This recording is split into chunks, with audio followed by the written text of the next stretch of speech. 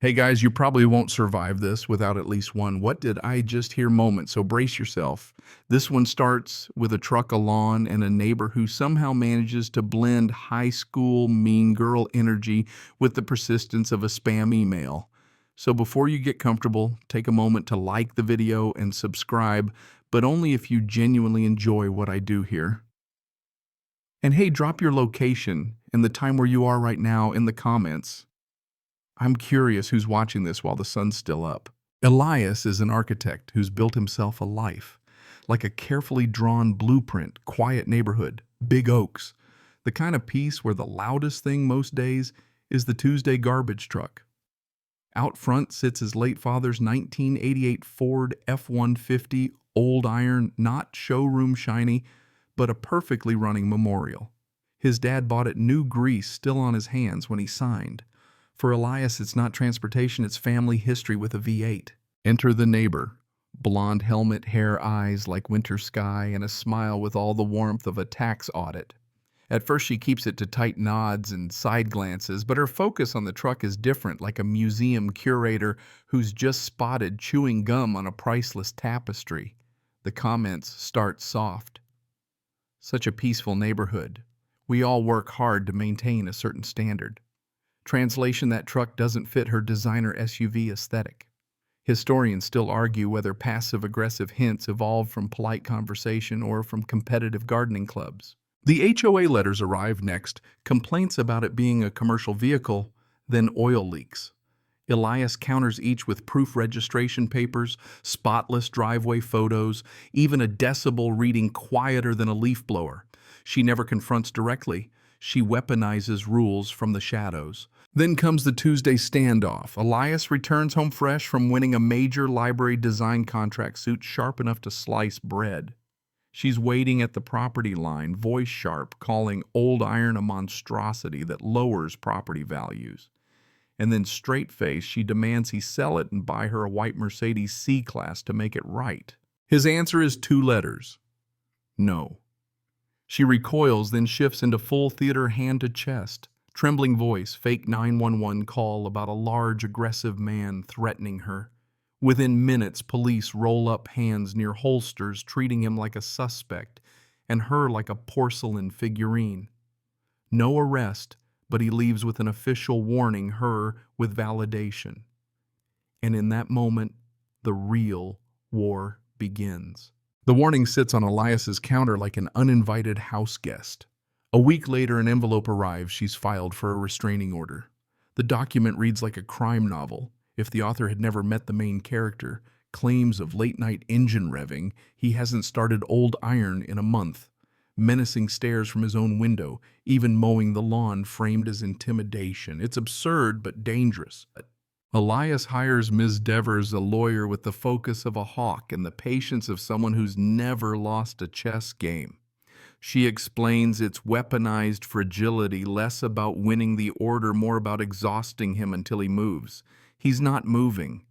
Her advice: lay out every HOA letter, every sidelong comment. Patterns win cases. Then the HOA summons Lance. His neighbor petitions for an emergency hearing to force the truck's removal with 3 other signatures, neighbors he thought were neutral. Walking into the clubhouse feels like walking into a documentary about petty politics. She plays the victim again, painting the truck as an aggressive object with an unsettling presence. Witnesses parrot her lines about property values and the wrong message as if they'd been handed a script. Historians still argue whether groupthink starts with one loud voice or a free tray of cookies. When it's their turn, Miss Devers produces receipts, literally. Registration proving it's a personal classic, timestamp driveway photos, engine noise readings quieter than a Saturday leaf blower. She quotes their own bylaws showing no violation exists, and then drops the word lawsuit with the precision of a well-placed chess piece. Faces pale, smugness cracks. The complaint is dismissed, but Elias knows the ceasefire won't hold. Something about her fixation feels deeper than snobbery.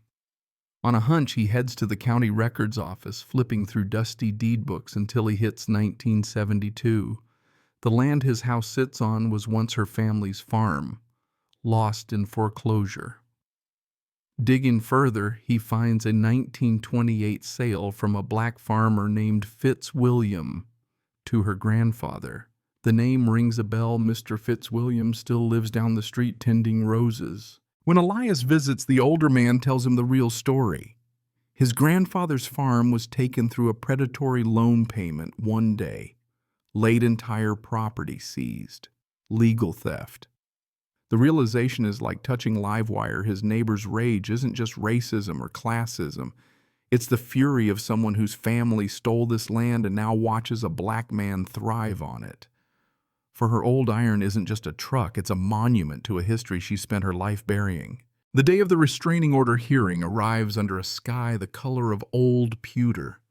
In the small wood-paneled courtroom, she's dressed like a magazine ad for respectable victim, her lawyer radiating smug confidence. Elias sits beside Ms. Devers, steadying his breathing, while in the back row, Mr. Fitzwilliam watches silently, a living link to the land's real history. Her lawyer guides her through the familiar performance, trembling voice tears on cue tales of unprovoked aggression and constant fear. The judge listens with a neutral face that gives nothing away.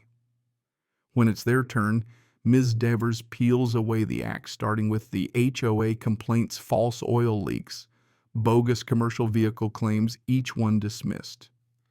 She slips in the Mercedes demand, letting its absurdity hang in the air like a crooked picture frame. Then she lands the pivot. "Isn't it true," she asks, voice like glass, "that your family once owned the land? My client's house is built on objection overruled." The woman admits it was lost in foreclosure. And then, "Do you know who they bought it from in 1928, the Fitzwilliam family?" She gestures to the back. The neighbor's head turns, eyes locking with Mr. Fitzwilliam, and something in her crumples. No more theatrics, just a raw whisper. He shouldn't be there. None of them should be there. It's my land. The restraining order is dismissed with prejudice. Walking out, Elias feels lighter, not triumphant, but like someone who's just put down a weight he didn't realize he was carrying. She vanishes from sight, curtains drawn, and within weeks, a for sale sign sprouts on her lawn. The move is fast. She leaves like a ghost, fleeing its own reflection. The new owners, a young family, greet him with easy smiles and admiration for old iron. That casual respect feels almost revolutionary. Barbecue invitations replace hostile stares. And from that warmth grows an idea, a community garden on a neglected strip by Mr. Fitzwilliam's house, named in his family's honor. The HOA approves, unanimously humbled. On a bright spring day, shovels break soil. Roses go in, first planted by Mr. Fitzwilliam himself. The air smells of earth and new beginnings. For Elias, it's more than landscaping. It's consecrating ground, once marked by injustice, turning it into a place for memory and growth. The kind of act historians still argue is the most powerful form of resistance, building something beautiful where something ugly once stood. The truck still sits in his driveway, black paint catching the sun. To some, it's just a classic. To him, it's a monument to his father's work, to the truths dragged into daylight, to the endurance of people who refuse to be erased. It's proof that you can park your history right in the driveway of your future and never apologize for it. The garden thrives. The lies are gone. And the street, once a battlefield, now hums with quiet that feels earned.